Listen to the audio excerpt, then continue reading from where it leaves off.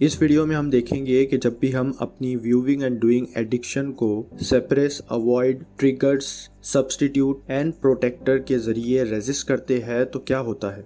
सबसे पहले हम सेपरेशन को डिस्कस करते हैं। एडिक्शन से निकलने के लिए हम में से ज़्यादातर अपने टेम्पटेशन को सप्रेस करना स्टार्ट कर देते हैं। सप्रेस करने से हमारी फीलिंग्स कुछ दिन के लिए तो चली जाती है, लेकिन कुछ टाइम के बाद वो और ज़्यादा फोर्सफुली आना शुरू हो जाती है और हम उसे कंट्रोल नहीं कर पाते और हम फिर से व्यूइंग एंड डूइंग करने लगते हैं। टेम्पटेशंस को रेजिस्ट करना और सप्रेस करना, इन दोनों में क्या डिफरेंस है।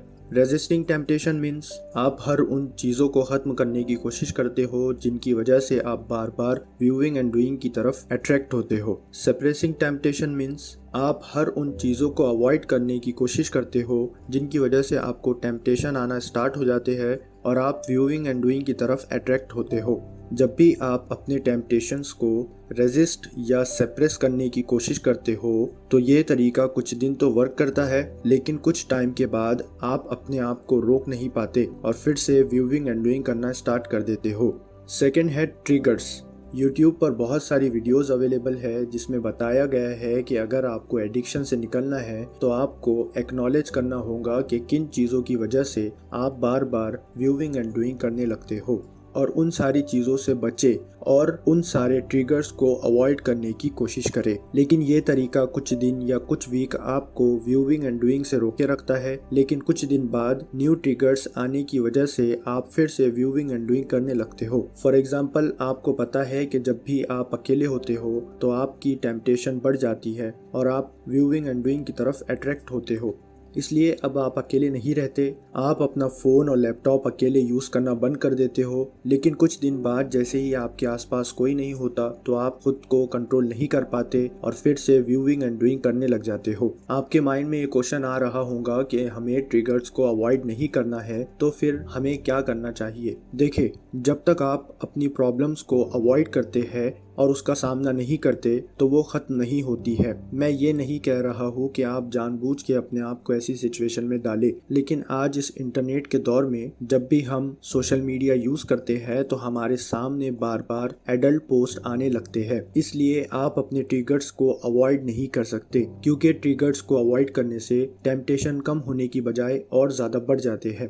थर्ड है सब्स्टिट्यूशन। कुछ वो लोग होते हैं जो व्यूइंग एंड डूइंग एडिक्शन से निकलने के लिए अपने आप को किसी दूसरी एडिक्शन में सब्स्टिट्यूट करने की कोशिश करते हैं, like smoking, watching movies, exercise, start playing games etcetera. Substitute means हम अपने टेम्पटेशन को अवॉइड करने लगते हैं, लेकिन कुछ दिन बाद हम फिर से टेम्पटेशन बढ़ जाने की वजह से व्यूइंग एंड डूइंग करने लगते हैं। यहाँ पर एक्सरसाइज से रिलेटेड एक मेन पॉइंट आपको ये याद रखना है कि एक्सरसाइज करने से हमारा स्ट्रेस कम होता है, हमारी मसल ग्रोथ होती है और एक्सरसाइज करने के बहुत सारे बेनिफिट्स हैं। लेकिन अगर आप अपने टेम्पटेशंस का सामना करने की बजाय उन्हें सब्स्टिट्यूट करने लगते हो तो वो कुछ वीक से ज़्यादा वर्क नहीं करता। जब आप व्यूइंग एंड डूइंग को अवॉइड नहीं कर पाते तो आप अपने फ़ोन, लैपटॉप में protector means porn website blocker install कर लेते हैं या फिर अपने कंप्यूटर या लैपटॉप को पब्लिक प्लेस में रख लेते हैं, ताकि जब भी आप इंटरनेट यूज़ कर रहे हो तो फिर से व्यूइंग एंड डूइंग की तरफ ना जाए। ये तरीका भी कुछ दिन या कुछ वीक वर्क करता है, लेकिन कुछ टाइम बाद टेम्पटेशंस बढ़ जाने की वजह से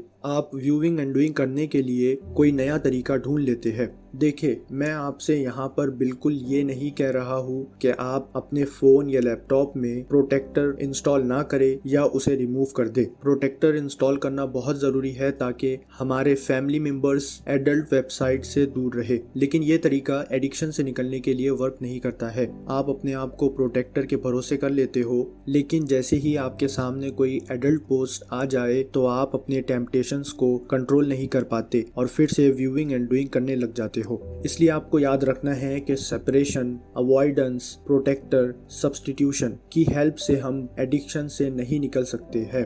ये कुछ दिन तक आपको व्यूइंग एंड डूइंग से रोके रखता है, लेकिन कुछ टाइम बाद आप फिर से व्यूइंग एंड डूइंग की तरफ अट्रैक्ट होने लगते हो।